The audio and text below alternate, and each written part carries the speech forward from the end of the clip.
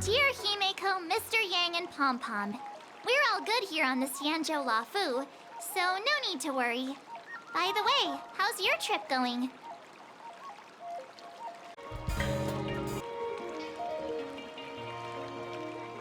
As for me, I've somehow become the apprentice to two Cloud Knight sword masters, and I've been honing my sword skills with their guidance. One of them is Yanqing, the boy we've all met before. The other is Yun Li, the granddaughter of General Hua Yan from the Xianzhou Juming. Both masters are super strict, giving me a real taste of how hard sword training can be. I tried to drag him into this, but he refused. Then I tried to rope Dan Heng in, but Master Yanqing wouldn't have it. Still, I didn't let the difficulty get to me. In just a few weeks, my sword skills have improved a lot. Both my masters think I have unique talents in swordplay, and are literally fighting each other to teach me their skills.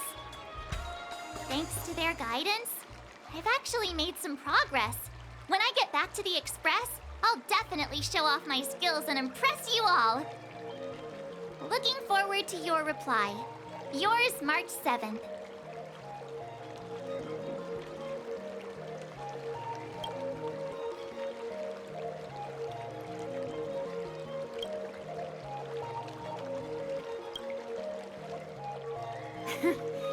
Well done!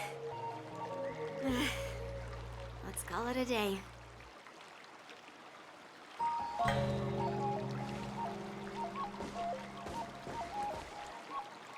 Miss March's sword skills are really coming along. She'll hold her own just fine in the war dance.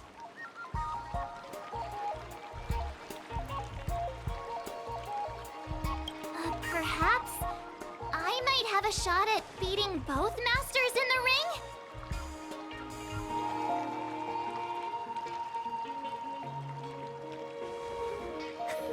Get real. You've only been practicing for a short while. How could that possibly happen? With your talent, Miss March, if you dedicate a few more decades to training, you might eventually be able to defeat Yun Li. Decades? But I'll be an old lady by then. No. Can you believe it? March 7th has actually become a pretty decent swordmaster in such a short time. Now I understand why Grandpa always had a grin on his face while training me. Are you sure he wasn't laughing at you? Oh, shut up! It's all thanks to your amazing guidance, Masters. Miss March, you're really getting the hang of wielding dual swords. If you're keen on advancing, trying out different Xianzhou blades can improve your touch. Let me see. Which sword is the most powerful? Single sword? Great sword? Or maybe a flying sword? There's no such thing as the most powerful sword. It's all about the skill of the swordmaster. Yanqing wields several flying swords, while I only wield one. But remember how I kicked his butt at the Alchemy Commission? First, you didn't kick my butt. Second, you'll never kick my butt. Third, how about we settle this right now and see who kicks whose butt? Yeah, I'm up for that. And if I kick your butt, you'll drop out of the war dance. Deal? Why are you two arguing again? I thought things had been improving between you lately. There was talk that the leading disciples of the Law Fu and Juming generals were supposed to face off in the war dance, but for some reason, they suddenly teamed up to train an apprentice of their own. Turns out the rumors are true.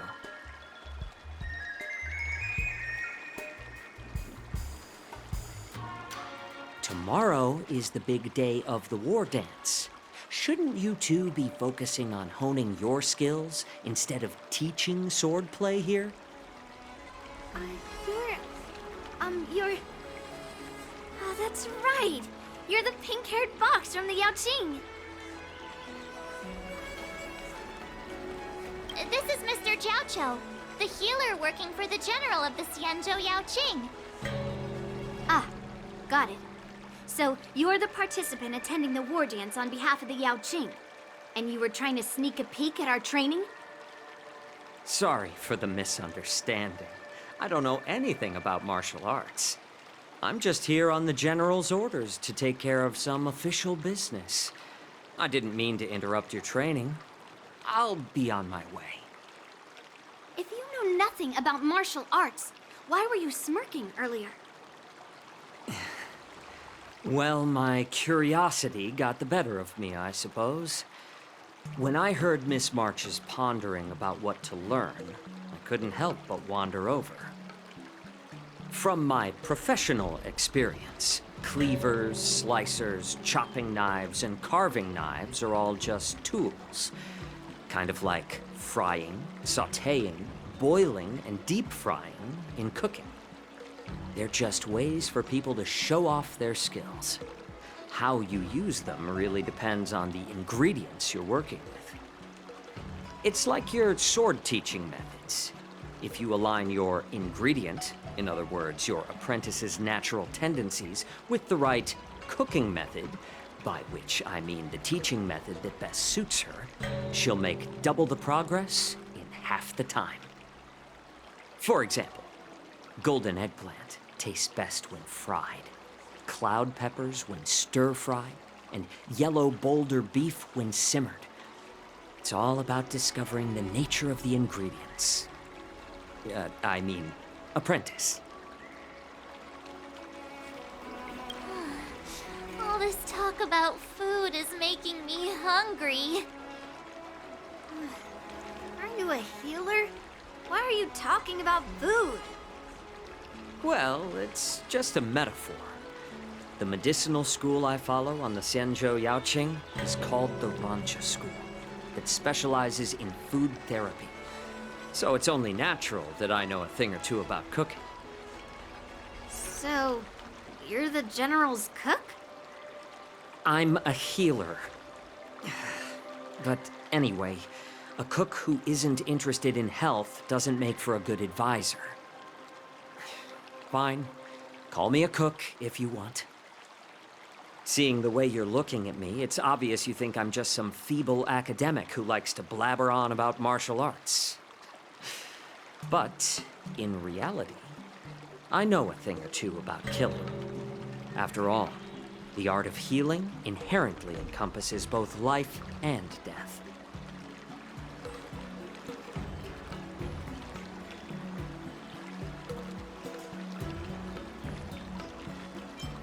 Seriously? Trying to save face in front of kids? Ugh. Do you recognize this bottle of medicine in my hand? No?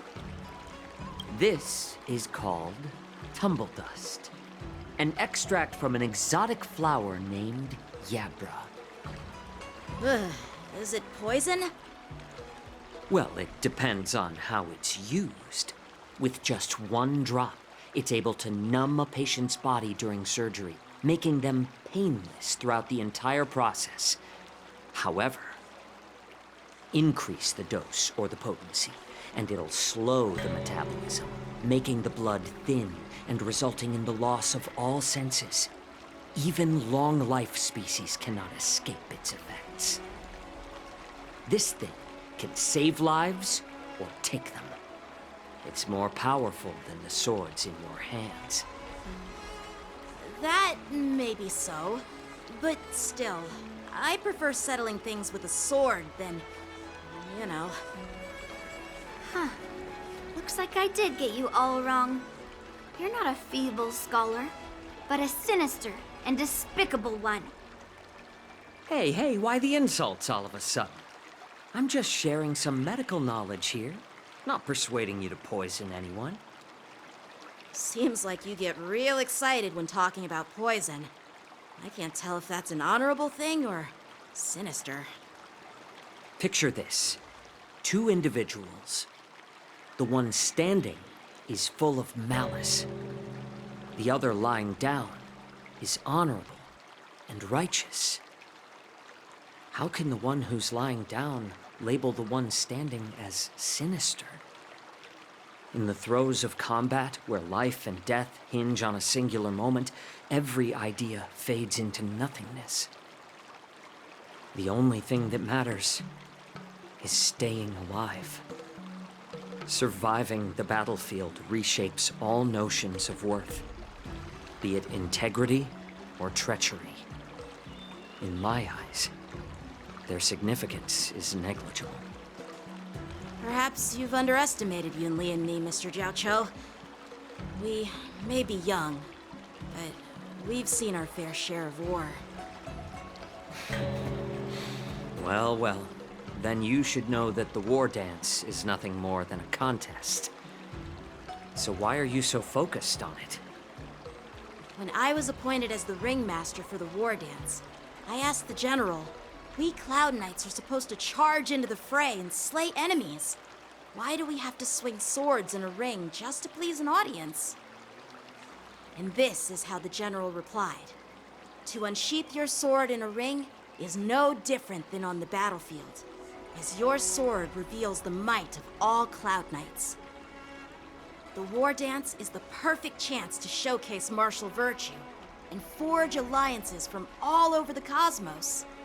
When we unsheath the sword without drawing blood, we not only display our might, but also the martial virtue of the Cloud Knights. That's quite an insightful statement, Yanqing. Well, my apologies for being so short-sighted. I've been on the Luofu for quite some time, but I haven't had the chance to see the ceremony venue for myself yet. Hearing you speak so highly of it has piqued my curiosity. Would you mind showing me around? You want to see the Sky Splitter ship where the war dance will be held? Let's go! I bet Yunli and Miss March haven't seen it either, right? Well then, I'll give you all a tour.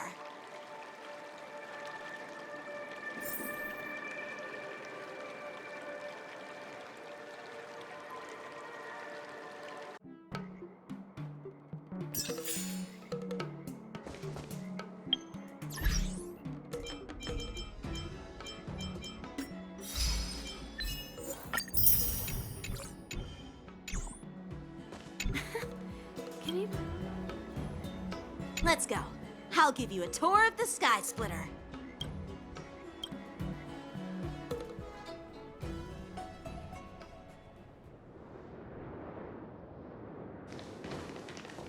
Looks like a lot of other visitors have also come to catch a glimpse of the Sky Splitter.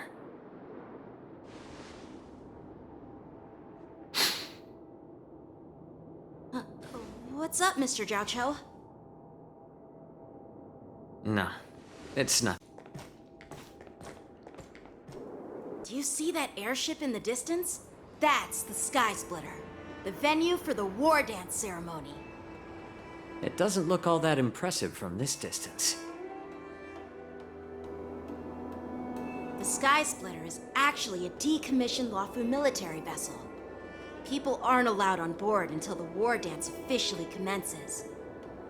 Tomorrow, when the bell rings and the ceremonial cannons roar, I'll be there representing the Cloud Knights of Xianzhou Luofu, standing in the ring, ready to take on challengers from all over the cosmos. Since I was a kid, I've been training in swordplay and the art of war under the general. Every day, I'd swing my sword 10,000 times, and then thrust it 10,000 times, repeating the process over and over. I understand that I'm not like other kids. I never envied the toys and freedom they all had. I never found sword practice boring or hard. Even in the thick of battle, facing down savage abominations, I never felt scared.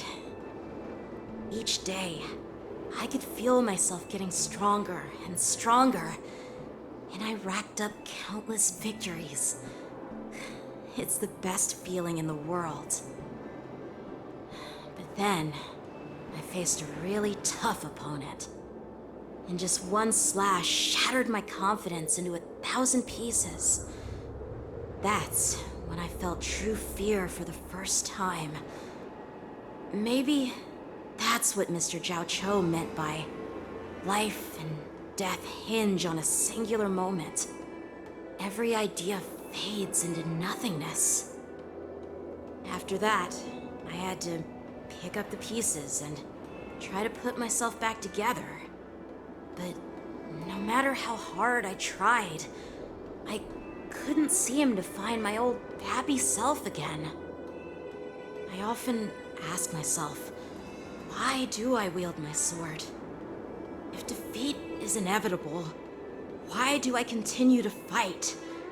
Is it to reclaim the joy of victory? To meet the general's expectations? Or to secure my honor among the Cloud Knights? While the general could teach me the art of swordplay, he couldn't teach me why I should keep on going. He said the reason must come from within myself. I've been struggling to find that reason. But after talking with you, Mr. Jiao Cho, I think I already have that reason in mind. As a member of the Cloud Knights and the General's apprentice, I've had a weight on my shoulders. And I know there's still more to shoulder. But when I wield my sword, it feels like I'm letting go of everything. I love the feeling of giving it my all, facing any obstacle in front of me, pressing forward. That's why I wield my sword. Oh, Yanqing. So young, yet so grown up. By the way, how old are you exactly? Age doesn't really matter. All sword masters will understand how I feel. I get it. Looks like all the kids on the Luofu live tough lives. So, how about you, Miss Yunli? It's not polite to ask a girl her age, no matter which Xianzhou ship you're on. I'm not asking your age. I'm asking if you have a dream like Yanqing has. You don't talk like a cook. You sound more like a TV host or something. Need I repeat myself again? I'm a healer. Well, I don't have a dream like Yanqing does. The only reason I'm participating in the Ringmaster's Challenge is because I made a promise to my grandfather. I want to win the precious sword he's contributed to the war dance. Sounds like that mind of yours is just filled with swords. I bet you've got nothing better on your mind. My father was a craftsman on the Xianzhou Juming. Because of his foolishness, many innocent people fell victim to the cursed swords he forged. Since I was a kid, it's been clear to me that not everyone deserves to have a weapon in their hands. Giving them a sword is no different than being cruel to the innocent. So, whenever I come across someone unworthy of a sword, I can't help but want to take it away from them. Given that Yanqing is the war dance ringmaster, I'm stepping up to challenge him. To ensure the precious sword doesn't fall into the hands of an unworthy master. Hey, what do you mean by an unworthy master? I see. It's not easy for kids on the Juming either. Well, it's better to have a reason for wielding a sword than to be lost and confused. I've saved countless Cloud Knights in my life, and there are plenty of exceptional warriors, just like the two of you. What happened, Mr. Jiao Cho? Oh, nothing. I was just reminded of some old friends and old tales. Judging from my professional perspective as a healer, both of you possess remarkable vitality. Your energies flow like raging fires and mighty gales. The upcoming fight will definitely be impressive. Well, we've seen the Sky Splitter and toured the Stargazer Navalia. I guess it's time to say goodbye for now. What? You're leaving already? But you haven't asked me about my dreams. I've been working hard too, you know. It's getting late, Miss March. Unlike you lot, I'm a grown-up bound by responsibilities and duties. The tasks entrusted to me by the General won't complete themselves. By the way, Yanqing, is it normal to have so many people wandering around in an automated area like the Stargazer Navalia? Actually, this is a restricted area. But since you're all guests, I made an exception, so you could take a look around. I understand. Well, I'll take my leave. I wish you both the best of luck in the ring tomorrow.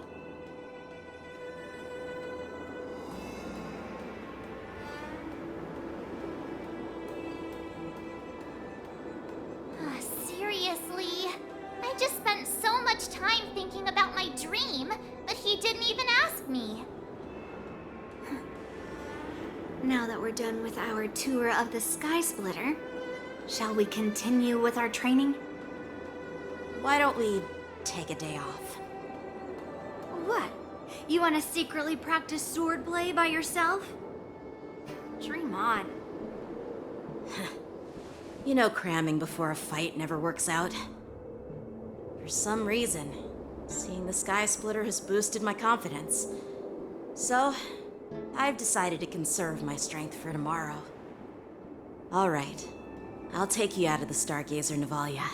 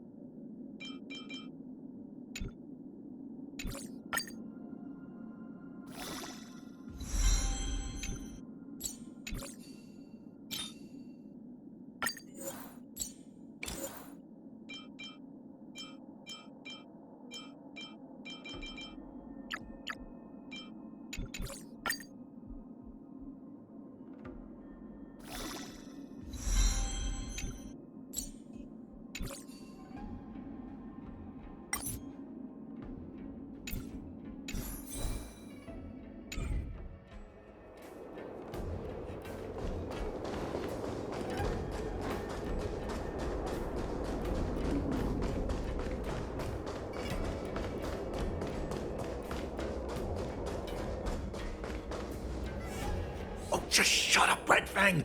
This is not a beast ship. I need some time to take care of things. You willingly donned the skin of a lowly beast to join this mission, dedicating yourself to our glorious cause. And now you're telling me you can't handle it? Do you realize how many ships we need? I'm doing my best, all right? It takes time to figure all this out. When the guns go off tomorrow, all eyes will be on it. That'll be our only chance. How's that? Who's there?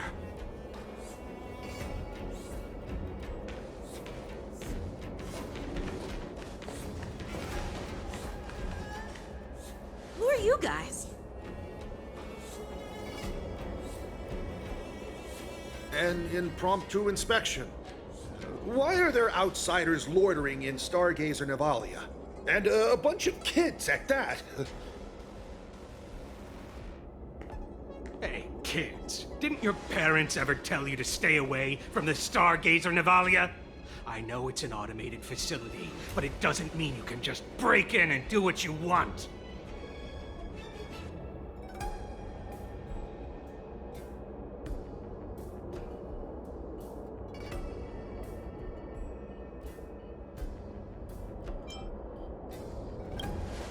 First of all, I'm an adult. Second, I didn't just break in.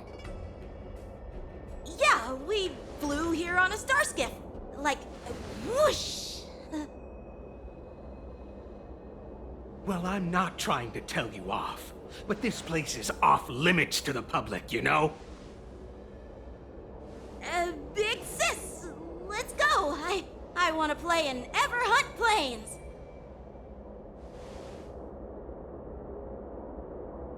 Huh? Ever hunt planes? Yeah, sure. Big sis will take you there.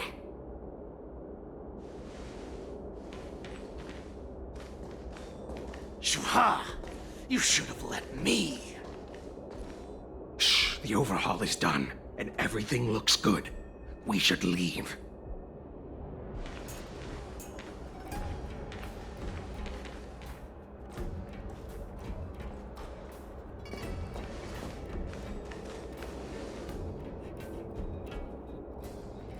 Could you repeat what you just said, Yenqing? What did I say? Big sis, let's go. I want to play in Ever on Planes. Come on. Can't you read the room?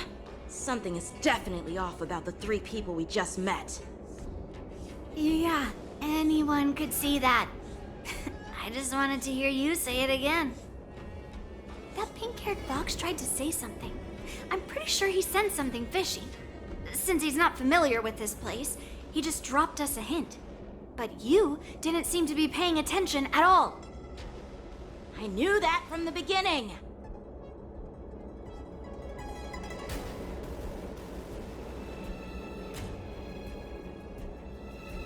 That Cloud Knight didn't recognize Master Yenqing at all.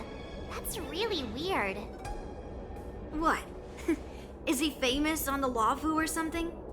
Not even the Cloud Knights on the Juming, who all know my glorious name, might recognize my face. You have a point. A Cloud Knight, a member from the Skyfaring Commission, and a craftsman. They're from various departments, and the reason for the overhaul seems legit. But one of them blurted out some weird language just now. Did you hear that? I have a feeling that if we secretly tail them, we'll definitely catch these guys in the act. Follow my lead, and be careful not to blow our cover.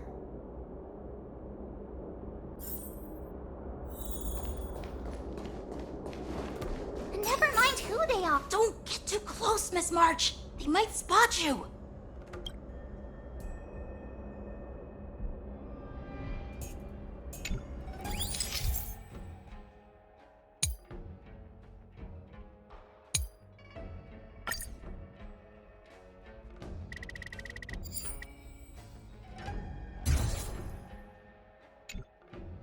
We should have just killed those lowly beasts.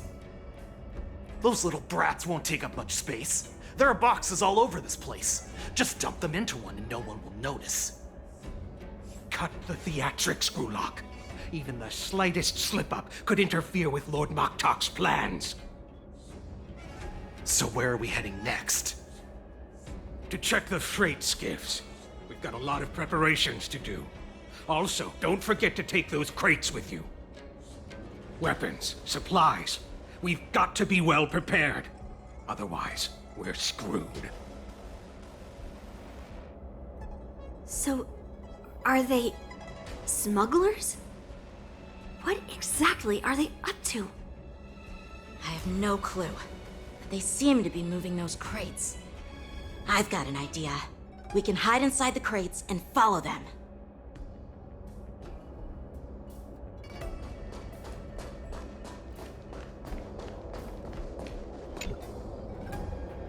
Ugh, so cramped in here.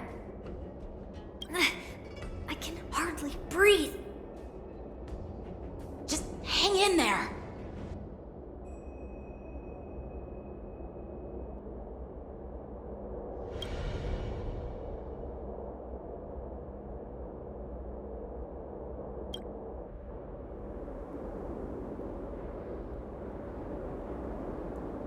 Let's just put the cargo here for now, all right?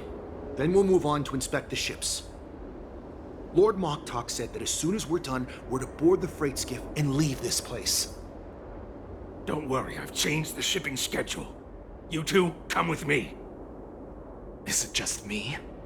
I keep smelling that stench of lowly beasts everywhere we go. Don't be so paranoid.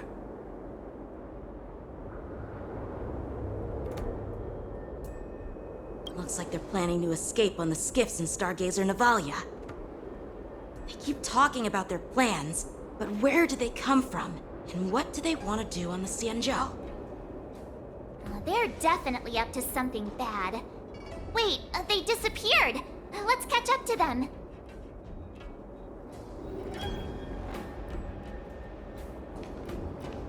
Tread softly, breathe quietly, and make sure to keep an eye on them. Hide out of sight as soon as there's any sign of activity. Watch out! They're on high alert!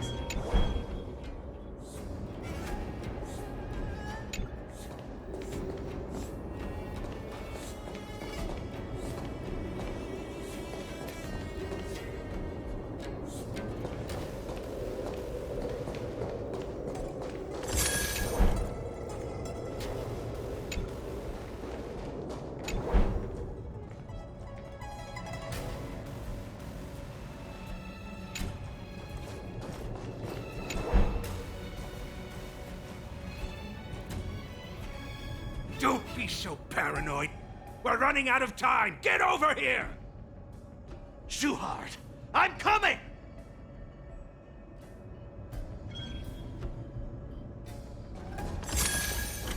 They're leaving.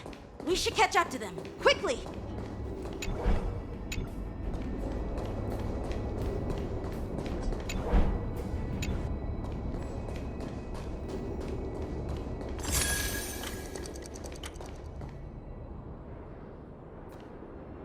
What are they up to?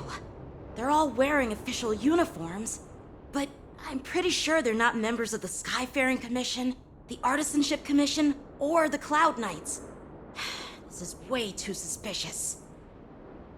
Never mind who they are. Let's just film them. That way, if they do anything bad, we'll have solid evidence against them.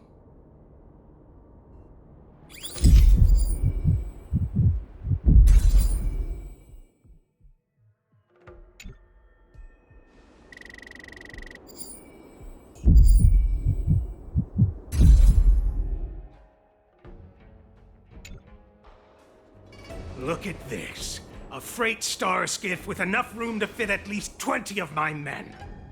I'll let the others know and have them prepare more star skiffs. Once we're past the checkpoint, there will be beast ships waiting for us.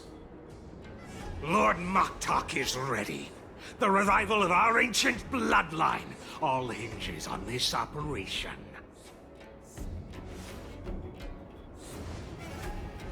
did he just say? Beast ships?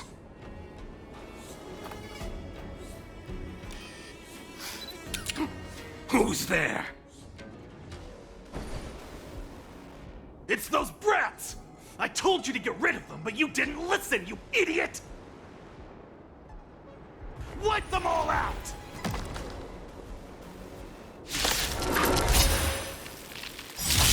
Borison? I could take Adusa! care of you. Die, you lowly beasts! Better not underestimate me! Not very sportsmanlike.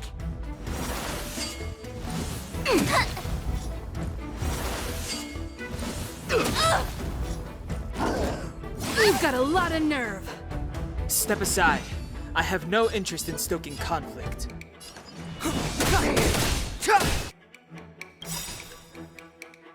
The truth of life and death, revealed in an instant. This sanctuary is but a vision. This song's just for you.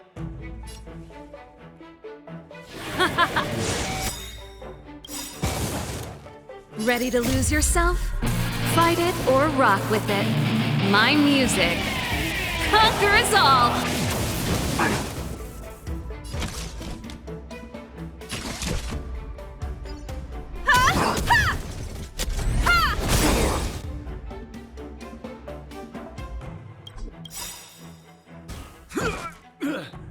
You won't get away!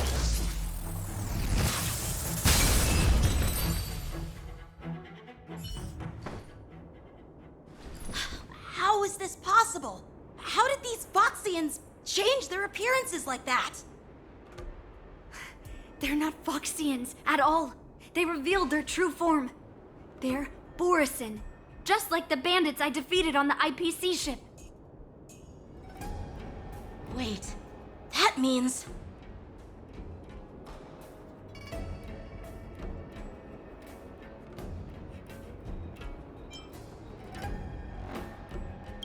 What kind of trick did they use?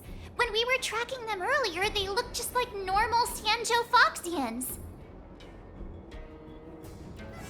It's not just a simple disguise of wearing our clothing and shaving their whiskers.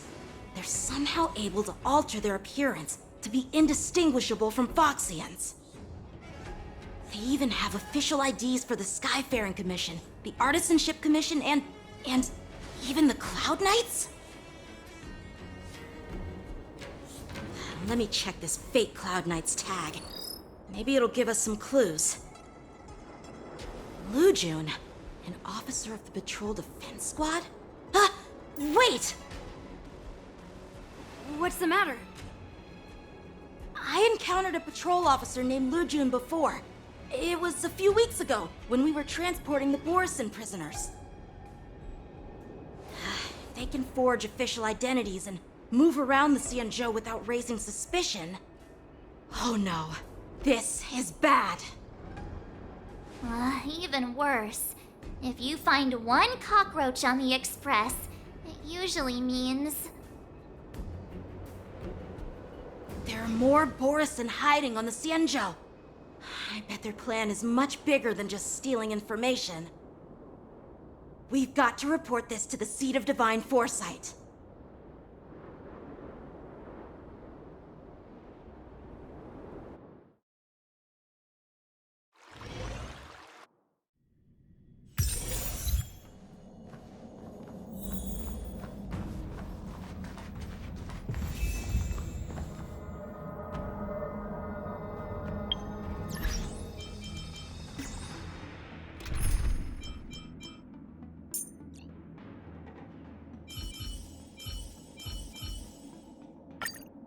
If push comes to shove...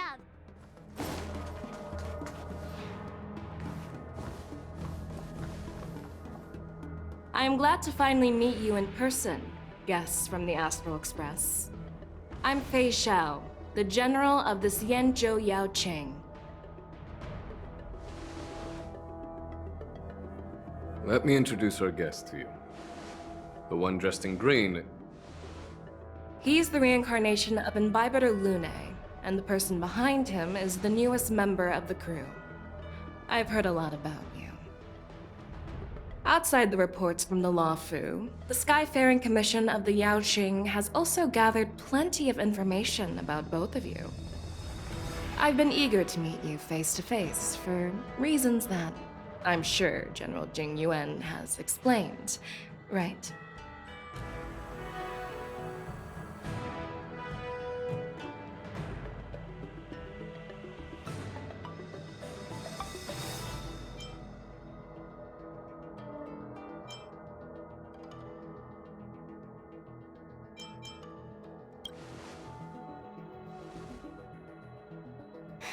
That's right. But don't worry, this isn't a trial. I just want to have a chat with you and get a better understanding of the facts. According to General Jing Yuan's report, the Ruin Legion is to blame for the Ambrosial Arbor crisis, and all Arbiter Generals should pay attention to the Ruin Author's movements. Over the years, the Destruction's minions have wreaked havoc on countless worlds, and the Alliance has been keeping an eye on them. But no one expected them to join hands with the remnants of the Abundance. The damage caused by the Ambrosial Arbor crisis was far less severe than expected, which is good news for us. However, it was quite different from the Ruin Legion's usual style of destroying life wherever they go. While I trust the bravery of the Divine Foresight and the Nameless, I'm curious about some details missing from the report. I'd like to take this chance to have an exchange with both of you. Let me be clear, the questions I'll ask might not reflect my actual thoughts, so please don't take offense if any of my questions seem a bit harsh. Please go ahead, General. But keep in mind, we can only answer based on what we know. And perhaps you already have the answers to your questions in your heart. You have a clever tongue. I like it. The Merlin's claw is quite articulate. Right now, her intentions are unknown, and Jing Yuan wants us to be honest. Maybe I'll just stick to the facts we know. Let's cut to the chase. Before the crisis struck, the Astral Express was guided here by a Stellaron hunter, a wanted felon, in an attempt to resolve the Stellaron crisis. However, everyone in the cosmos knows of the Stellaron hunter's reputation. So, why did you place so much trust in them? Could it be that some of you have a connection with them?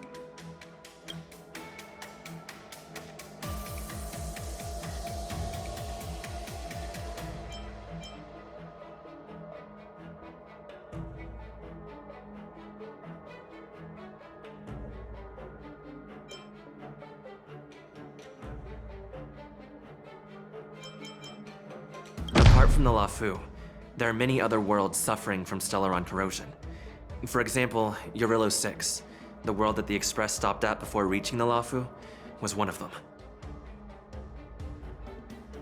To the Express, Stellarons act as roadblocks on the Silver Rail and pose risks to the warping process. And that's why dealing with Stellaron issues is part of the duty of the Nameless. Ah, I've heard about those problems caused by Stellarons. The Express connects various worlds, so it makes sense for you to take care of this. The cosmos is a mess, and the Trailblazers are just doing their best to fix it. I understand. Let's move on to the next question. The reports suggest that Don Shu, the master of the disciples of Sanctus Medicus, colluded with the Lord Ravager and used the power of the Stellaron to resurrect the Ambrosial Arbor. But here's the thing. Don Shu was just a chief alchemist. Even if she colluded with our enemies and summoned the Stellaron, how did she manage to bypass the Videodara guards around the Ambrosial Arbor?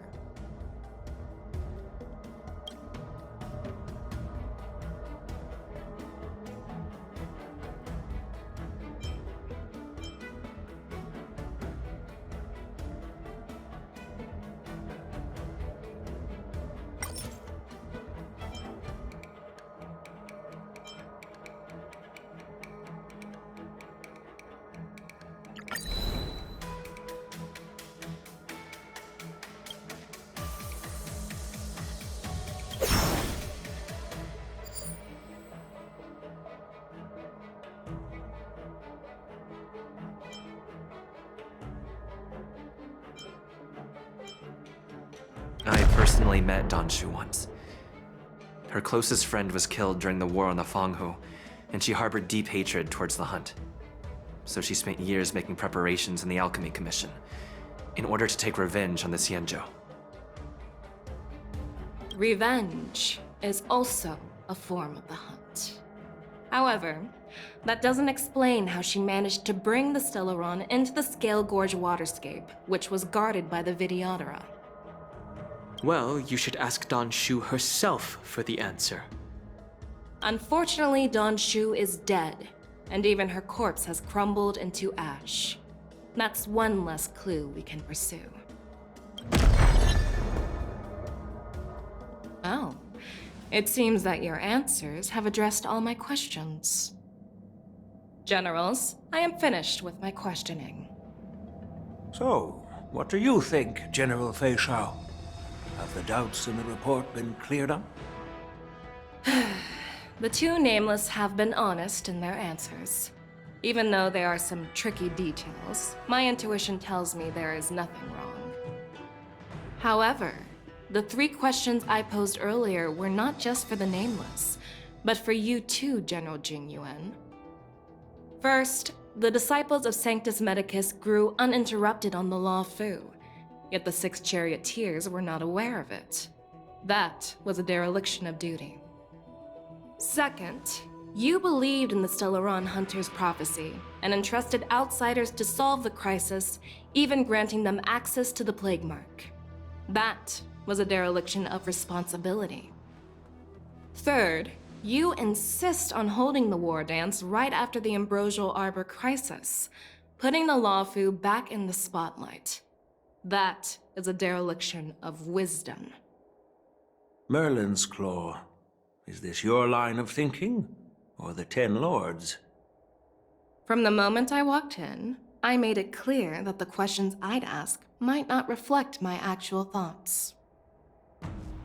The disciples of Sanctus Medicus were deeply rooted and had been plotting for a long time. I admit it was my negligence for not noticing it earlier. As for the Stellaron Hunter's prophecy, I didn't believe all of it, but in the end, the Law Fu did survive the Ambrosial Arbor crisis. So, I think it's safe to say that Elio's prophecy about the future holds some merit. And as for the war dance, do you think I'm unaware of the risks? However, risks can also be opportunities. The Law Fu has lain low for too long. I believe it's time to stir up the dregs hidden in the depths and wash them away once and for all. Just as I expected from our sophisticated divine foresight. You have a way with words. I like it. But, unfortunately, ever since the report was submitted, the Alliance has been filled with rumors and speculation. Even within the Law Fu, there are people accusing you of neglecting your duties, resulting in the Ambrosial Arbor's resurrection. So what are your thoughts on all of this, General Fei Shao? As a fellow Arbiter General, I fully understand the difficulties of this position. Personally, I think all these rumors are meaningless drivel. Across the sea of stars, the divine foresight knows better than anyone else what happened on the Law Fu and the meaning behind it. Just as what happened on the Xianzhou Yaoqing recently. You mean the Xianzhou Yaoqing is also... The scouts of the Verdant Knights have sent back reports that Borisin are making trouble again. The Borisin packs that were once divided and scattered have started swallowing each other up, forming larger and larger packs.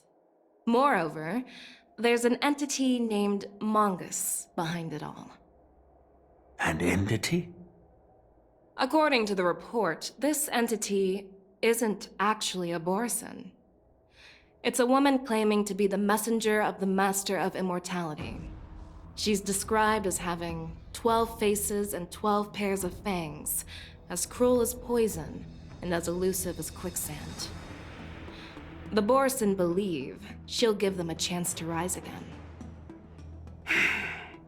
That's Ventilia. That's right. You're lucky that I'm the one who came this time. If it were the Patina Justice or the Seer Strategist, this conversation might not be so friendly. I've always had faith in my instincts, so I don't doubt your good intentions. But the Alliance has its fair share of questions and doubts about the Law Fu. So, my plan is to come up with an acceptable answer to satisfy the Alliance. What's in this plan, General Fei Shao? General Jing Yuan, you already know what has to be done. But since you don't want to be the bad guy, I'll take care of it for you. You need the final word from the Ten Lords Commission to quell any doubts. And for that, I'll have to ask the two Nameless to visit the Shackling Prison. No, I'm not imprisoning you. While you're there, I'll ask a judge in the Ten Lords Commission's Interrogation Division to record a detailed testimony with the karmic mirror from both of you. We'll fill in the gaps that weren't covered in the report, and silence any protests within the Alliance. I'm okay with that. Your willingness to help is truly heartwarming, youngsters. Then, as the Merlin's Claw requests, Oh, there's one more thing. This testimony is for silencing the voices of opposition within the Alliance, but I would like to urge General Jing Yuan to listen to the pleas of the Foxians on the Xianzhou Yaoqing. so, you are here for Hule. Exactly. Hule is locked up in the Law Fu's Shackling Prison. Since he is the Broodlord of the Borison, I want to transfer him onto the Xianzhou Yaoqing and imprison him there. The recent movements of the Borison suggest they're planning something big, so we must act preemptively. It makes sense to have the Foxians keep an eye on their arch-nemesis. Since you trust my judgment, I'll repay that trust. What do you think about all this, General Huayan? I was worried this would turn into a heated argument, but it seems like both of you are on the same page, solving each